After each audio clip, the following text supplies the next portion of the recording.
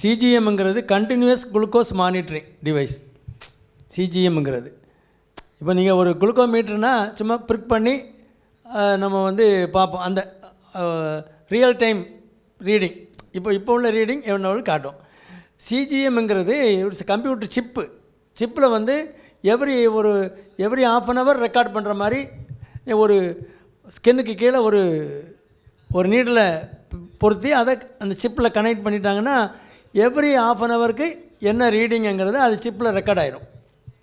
அது continuous glucose monitoring. கண்டினியூஸாக 24 hours அப்படியே இல்லை, ½ அன் ஹவருக்கு ஒருக்கா 1 ஹவருக்கு ஒருக்காண்டி வச்சிடலாம், செட் பண்ணி வச்சிடலாம். இல்லை கையெல்லாம் இந்த கம்ப்யூட்ரு சிப்ஸ் எல்லாம் வரப்போய், சிப்ஸ்னால் நீங்கள் அங்கே போய் கடையில் வாங்கிட்டு இருக்க அந்த சிப்புன்னு சொல்கிறாங்கல்ல, கம்ப்யூட்டர் சிப்பு, அதெல்லாம் வரப்போய் அது வந்து ஈஸியாகுது. அந்த சிப்பில் ரெக்கார்ட் ஆகிட்டுனா கண்டினியூஸாக 24 hours போச்சுன்னா பிறகு அந்த சிப்பை எடுத்து நீங்கள் கம்ப்யூட்டரில் போட்டு நீங்கள் ஸ்க்ரீன் பண்ணிங்கன்னா அந்த சிப்பில் ஒவ்வொரு ½ அன் ஹவருக்கு ஒருக்கா எப்படி போகுது. இப்போ நீ காலையில் இழந்த உடனே ஒரு 200 இருக்கும், ஒரு 8 மணிக்கு பார்த்தீங்கன்னா 250க்கு போகும். சாப்பிட்ட அப்புறம் 2 இட்லி சாப்பிட்ருக்கான், சாப்பிட்டு பார்த்தா 350 போயிருக்கும். இந்த மருந்து அந்த நேரம் நம்ம எப்போ போடுறோம், மருந்து போடுறோம், என்ன ரெஸ்பான்ஸ் இருக்குது, இல்லை அந்த மாத்திரைக்கு வேலையே செய்யலையா, அல்லது இன்சுலின் போட்டால் இன்சுலின் இது போட்டிருக்க டோஸ் கரெக்டு தானா. சிலருக்கு வந்து அந்த போஸ்ட் பெனாண்டியல் நார்மலாக இருக்கும், வெறும் வயிற்று சுகரு, சாப்பிட்ட பிறகு உள்ள சுகர் நார்மலாக இருக்கும். ஆனால் அந்த ஆவரேஜ் குளுக்கோஸ் லெவலில் பார்த்தா 350 இருக்கும். அது HbA1c அப்படிங்கிற அந்த 3 months ஆவரேஜ் பார்த்திங்கன்னா 10/11 இருக்கும். இது நல்லா தானே இருக்குது. ஏன் அப்படின்னா நீங்கள் சிலர் அந்த கண்டினியூஸ் குளுக்கோஸ் மானிட்டரிங்கில் பார்த்தீங்கன்னா மத்தியானத்துக்கு மேலே பார்த்தா 400க்கு போயிருக்கும். அப்போ இந்த ஆள் மத்தியானம் ஒரு கட்டு அடிக்கிறான், சும்மா குழச்சி அடிக்கிறான் சாப்பாடு. மத்தியானம் சாப்பாட்டை குறைக்கணும். ஏன்னா மத்தியானம் அது கொஞ்சம் குறைக்கிறதுக்கு வேறு ஒரு ஷார்ட் டோஸ் இன்சுலின் தெரப்பி கொடுக்கணும். அந்த மாதிரி கண்டினியூஸ் குளுக்கோஸ் மானிட்டரிங் வரும்போது அந்த ஓவரால் கண்ட்ரோல், அந்த 24 hours அந்த ஓவரால் கண்ட்ரோல் எப்படி இருக்குது அப்படிங்கிறது தான் முக்கியம். ஏன்னா காலையில் நீங்கள் சாப்பிட்ட உடனே, சாப்பிட முன்னாலே, சாப்பிட்ட பிறகு ரெண்டையும் கரெக்டாக வச்சுக்கலாம். ஆனால் மத்தியானம் சாப்பாட்டை யாரும் என்ன பண்ணுறது, சாயங்காலம் ஒரு பிடி பிடிப்பான், நைட்டு ஒரு பிடி பிடிப்பான். நைட்டு போஸ்ட் பேண்டில் நிறைய பேர் பார்க்குறது இல்லை. அப்போ அந்த HbA1c குறையாது. பிளட்டில் உள்ள சேஞ்சஸ், இரத்த குழாய்களில் உள்ள மாற்றங்கள் எல்லாம் அப்படியே தான் இருக்கும். அப்போ இந்த மாதிரி ஒரு டிஃபிகல்ட் கண்ட்ரோல், நீங்கள் நல்லா தான் இருக்க மாதிரி தெரியும், ஆனால் கண்ட்ரோல் இருக்காது. ஆவரேஜ் பிளட் குளுக்கோஸை பார்த்தீங்கன்னா 300 400 அப்படி இருக்கும். அப்போ எங்கே கோட்டை விடுறோம் அப்படின்னு பார்க்குறது தான் இந்த சிஜிஎம், கண்டினியூஸ் குளுக்கோஸ் மானிட்டரிங். ஒன்று பார்த்தோன்னா எங்கே பிரச்சனை இருக்குங்கிறது தெரியும். இது டைப் 1 பேஷண்ட்ஸில் முக்கியமாக அந்த இன்சுலின் டோஸ் அட்ஜஸ்ட் பண்ணுறதுக்கு, டைப் 2லேயுமே இந்த மாதிரி ஆவரேஜ் கண்ட்ரோல் உங்களுக்கு வித்தியாசமாக இருந்து போஸ்ட் பேண்டியல் நல்லா இருக்கும்போது எங்கேயோ ஒரு இடத்துல டிஃபெக்ட் இருக்குது, அதை கண்டுபிடிக்கிறதுக்காக தான் கண்டினியூஸ் குளுக்கோஸ் மானிட்டரிங். எல்லாருக்கும் நீங்கள் அதை மாட்டணும் அவசியம் கிடையாது. கம்பெனிக்காரன் சொல்லுவான் நீங்கள் மாட்டுங்க, நான் ஃப்ரீயாக கொடுக்குறேன்பா, ஃப்ரீயாக மாட்டிட்டு போகிறேன், ஃப்ரீயாக எடுத்து நீங்கள் அனலைஸ் பண்ணுங்கம்பா. அது சாதாரணமாக உள்ளவங்களுக்கு தேவையில்லை. ஒரு டிஃபிகல்ட் கண்ட்ரோல், ஒருத்தர் கொஞ்சம் திடீர்னு என்ன பண்ணோம், நீங்கள் ஒரு நார்மல் டோஸில் போடுவீங்க, ஹைப்போ போகும், லோ சுகர் போயிடும், 70க்கு கீழே. இப்போ அது ஒரு நாளைக்கு 2 தடவை 3 தடவை போகும். ஆனால் ஆவரேஜ் குளுக்கோஸை பார்த்தீங்கன்னா 300 இருக்கும்.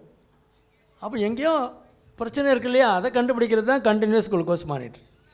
நார்மலாக எல்லாருக்கும் தேவைப்படாது, டிஃபிகல்ட் சுச்சுவேஷனில் நீங்கள் அசஸ் பண்ணுறதுக்காண்டி போடும்.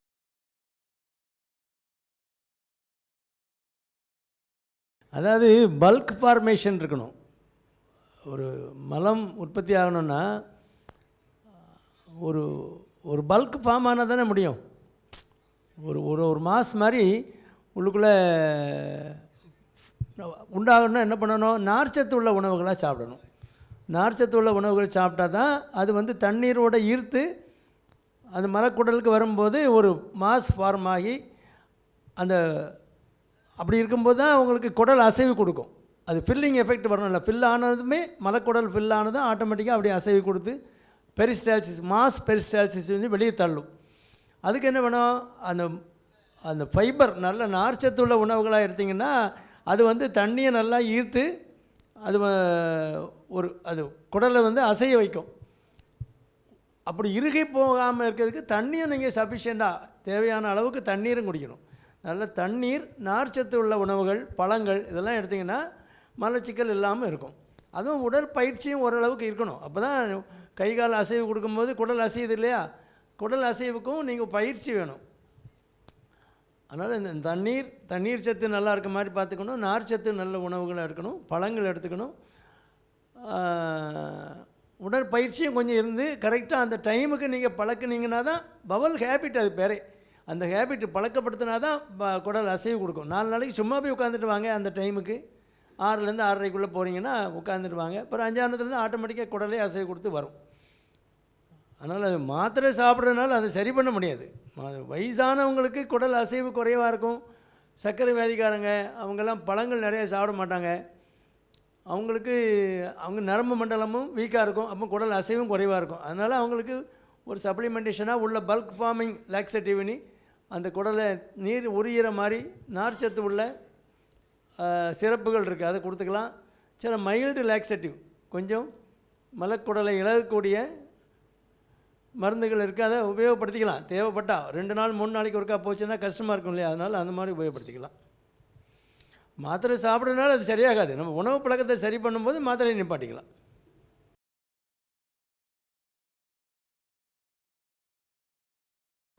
எஜெக்ஷன் ஃப்ராக்ஷன் தான் இஎஃப்ங்கிறது. எஜெக்ஷன் ஃப்ராக்ஷனுங்கிறது அந்த ஒரு கண்ட்ராக்ஷனில் அந்த power of contraction of the left ventricle தான், இடது வென்ட்ரிக்கிள் தான் உடல் முழுசுக்கும் சப்ளை கொடுக்குறது. அது பம்ப் எவ்வளோ இருக்கோ அதுக்கு தகுந்த மாதிரி தான் எனர்ஜெட்டிக்காக இருக்க முடியும். அது பம்ப் நல்லா பண்ணனா அவங்க பாட்டில் ஓடி ஆடி எல்லாம் விளையாடலாம், எல்லாம் செய்யலாம். அந்த எஜெக்ஷன் ஃப்ராக்ஷன் குறையும் போது அது என்ன காரணத்தினால குறையும்னா அதுக்கு சப்ளை பண்ணுற வெசல்ஸ் இரத்த குழாய்களில் அடப்பு வந்தோன்னா கொரோனரி ஆர்டரி டிசீஸ் வந்துடும். அது சப்ளை பண்ணுற இரத்த குழாய்களுடைய நோய் வருது. அல்லது மைக்ரோ சர்க்குலேஷன் குறையும். சின்ன இரத்த குழாய்கள் அதுக்கு சப்ளை பண்ணுறது குறைஞ்சனா கார்டியோ மயோபதின்னு வந்துடும். அந்த மசில் வீக் ஆகிரும். அப்போ பம்பிங் பவர் குறைஞ்சிரும். இது டயபெட்டிஸில் ரொம்ப காமன். டயபெட்டிஸில் ஏஜ்டு பீப்புளுக்கு அந்த எஜெக்ஷன் ஃப்ராக்ஷன் குறையும் போது ஆட்டோமேட்டிக்காக பம்பிங் பவர் குறையும் போது என்ன ஆகும், பிபி லோ தான் ஆகுமே தவிர ஹை ஆகாது. எஜெக்ஷன் ஃப்ராக்ஷன் 30, 25 இப்படிலாம் அந்த 40க்கு கீழே குறைஞ்சனாலே அந்த பம்ப் குறையும் போது ஆட்டோமேட்டிக்காக அந்த லேட்ரல் ப்ரெஷர் குறைய தான் செய்யும். பிபி ரைஸ் ஆகாது. ஆனால் கிட்னி டிசீஸ் எதுவும் இருக்குது அசோசியேட்டடாக இருக்குன்னா பிபி ரைஸ் ஆக வாய்ப்பு இருக்குது. யூஸ்வலாக இந்த மாதிரி கார்டியோ மயோபதியெல்லாம் வந்து எஜெக்ஷன் ஃப்ராக்ஷன் குறையுதுன்னா யூஸ்வலாக அசோசியேட்டடாக பிபி இருந்திருக்கும் அல்லது ரீனல் டிசீஸ் இருக்கும். டயபெட்டிஸ் 20 வருஷம் 25 வருஷம் இருக்கவங்களுக்கு கிட்னியில் பாதிப்பு வந்தோன்னா அந்த ரெனின் ஆஞ்சியோடென்சின் மெக்கானிசம்ங்கிறது அதான் அந்த வாஸ்குலர் டோனை கண்ட்ரோல் பண்ணுறது. அது இன்க்ரீஸ்டாக இருக்கும். அப்போ ஆட்டோமேட்டிக்காக பிபி ரைஸ் ஆகிறதுக்கும் வாய்ப்பு இருக்குது. யூஸ்வலாக அந்த பம்பிங் பவர் குறையும் போது பிபி குறைய தான் செய்யும். 100க்கு கீழே போயிடும். நீங்கள் பிபி மாத்திரைகள் போட்டிருந்தா கூட நிப்பாட்ட வேண்டிய ஒரு சூழ்நிலை வரும். அவங்களுடைய ஆக்டிவிட்டீஸுமே குறைக்கணும். வீட்டுக்குள்ளே தான் நடமாடிக்கணும். அவசரமாக எங்கேயாவது கிளம்பி ஓடுறது அந்த வேலைலாம் இருக்கக்கூடாது. திடீர்னு மூச்சு திணறல் வந்துடும். அதனால் எஜெக்ஷன் ஃப்ராக்ஷன் குறைஞ்சனா அவங்ககிட்டே ஒரு 25 அதுக்கு கீழெல்லாம் குறையுதுன்னா கூப்பிட்டு சொல்லிடுவாங்க, இந்த கண்டிஷனில் சடன் டெத்து காமன்ப்பா, நீங்கள் அக்செப்ட் பண்ணுறதுக்கு தயாராகுங்கன்னு. பெரிய டாக்டர்னா கிலோ கணக்கில் இல்லை, படிப்பில் கூடின டாக்டர், இருதய டாக்டர்களாக இருக்காங்கல்ல, அவங்க சொல்லிடுவாங்க எஜெக்ஷன் ஃப்ராக்ஷன் குறைவாக இருக்குது, அவங்கள பக்குவமாக பார்த்துக்குங்க. ஏன்னா அவங்களுக்கு படுத்தா மூச்சு முட்டுற மாதிரி இருக்கும். படுக்கும்போதே வீனஸ் ரிட்டர்ன் அதிகமாக இருக்கும். இந்த பம்பு குறையாக இருக்கிறனால பேக் ப்ரெஷரில் லங்ஸில் வந்து நீர் கோத்துக்கிடும். அப்போ மூச்சு திணறல் வந்து எழுந்து உட்காந்துக்குவாங்க. அப்போ தூங்கவே மாட்டேங்கிறாரு. நைட்டில் எழுந்து உட்காந்து தான் இருக்கார். உட்காந்தா அவர் கம்ஃபர்டபுளாக இருக்கும். நான் படுக்கிறார். படுத்தா வீனஸ் ரிட்டர்ன் அதிகமாகுதுல்ல. உட்காந்துருக்கும்போது கீழே நம்ம உட்காந்துருக்கும்போது இங்கேருந்து கிராவிடேஷனல் ஃபோர்ஸை தாண்டி வீனஸ் ரிட்டர்ன் மேலே போகணும். படுக்கும்போது அந்த கிராவிடேஷனல் ஃபோர்ஸ் போயிருதில்ல, அப்போ ஃப்ளாட்டாக இருக்கும். டக்குன்னு வீனஸ் ரிட்டர்ன் அதிகமாகும். அப்போது லங்ஸுக்கு ஹார்ட் பம்பிங் பவர் குறையும் போது அந்த ரைட் சைடு ஆஃப் தி ஹார்ட்டில் பேக் ப்ரெஷரில் இங்கேருந்து பம்ப் பண்ண தானே லெஃப்ட் சைடு ஆஃப் தி ஹார்ட்டுக்கு வரும். இல்லைண்ணே இங்கேருந்து லெஃப்ட் சைடு ஆஃப் தி ஹார்ட்டுக்கு எங்கேருந்து வருது, லங்ஸில் இருந்தால் வருது. அப்போ இது பம்ப் பண்ணலைன்னா பேக் ப்ரெஷரில் அங்கே லங்ஸில் வந்து நீர் கோத்துக்கிடும். அப்போ மூச்சு முட்டும் எழுந்துக்குவாங்க, உட்காந்துக்குவாங்க. அப்போ அந்த லோடை குறைக்கிறதுக்கு மருந்து போடணும். அந்த ஃபெயிலியரை ட்ரீட் பண்ணுறதுக்கு அந்த ஹார்ட்டுக்கு அவ்வளோ லோடு கொடுக்காமல் நீரெல்லாம் கொஞ்சம் வெளியேற்றி அந்த மாதிரி ட்ரீட்மெண்ட்லாம் கொடுத்தா தான் நல்லா இருப்பாங்க. அதனால் யூஸ்வலாக 40க்கு கீழே எஜெக்ஷன் ஃப்ராக்ஷன் குறையும் போது பிபி குறைய தான் செய்யும். பிபி கூடுறதுக்கு வாய்ப்பு ரொம்ப குறை. எக்ஸப்ஷனல் கேஸ் இருக்குது.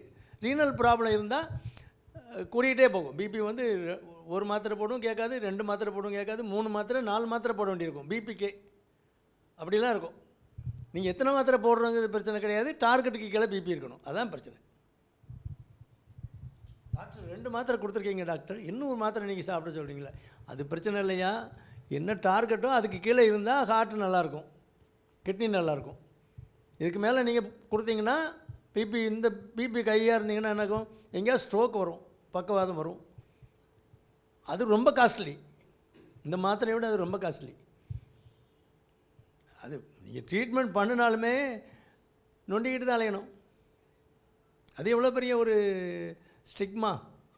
அதனால் அதெல்லாம் தவிர்க்கிறதுக்காக தான் பிபியை கண்ட்ரோல் பண்ணி வைக்கிறோம். ஃபஸ்ட்டு காம்ப்ளிகேஷன் வந்து ஸ்ட்ரோக் தான்.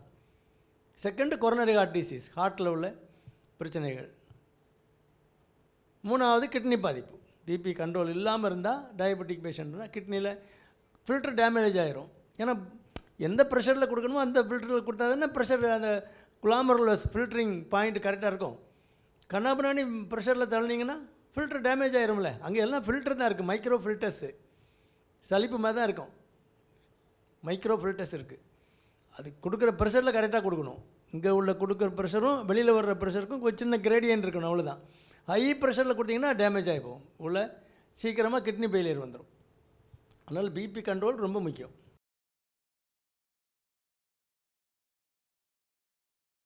தாராளமாக செய்யலாமா? நடைப்பயிற்சி தானே, நடக்க தானே போகிறாரு.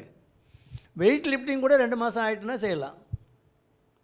அவர் எப்போதும் பார்க்குற வேலைகள் பார்க்குறது 2 மாதம் போதும். ஏன்னா அந்த தசைகளெல்லாம் நல்ல தழும்பாகி உள்ளே வந்து அந்த ஃபைப்ரஸ் டிஷ்யூ ஃபார்ம் ஆகி மெஷ் வச்சுருப்பாங்க, உள்ள வலை வச்சுருப்பாங்க, அதில் எல்லாம் ரியாக்ஷன் ஆகி அப்படியே மெஷ் வந்து உள்ள அந்த உள்ள அந்த தசை நாரோடு சேர்ந்து இது ஸ்ட்ரெங்தன் ஆகிறதுக்கு 2 மாதம் தான் ஆகும்.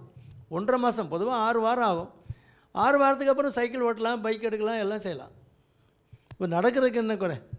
நடக்கிறபடி நடக்கட்டும், நடங்க, தாராளமாக நடக்கலாம்.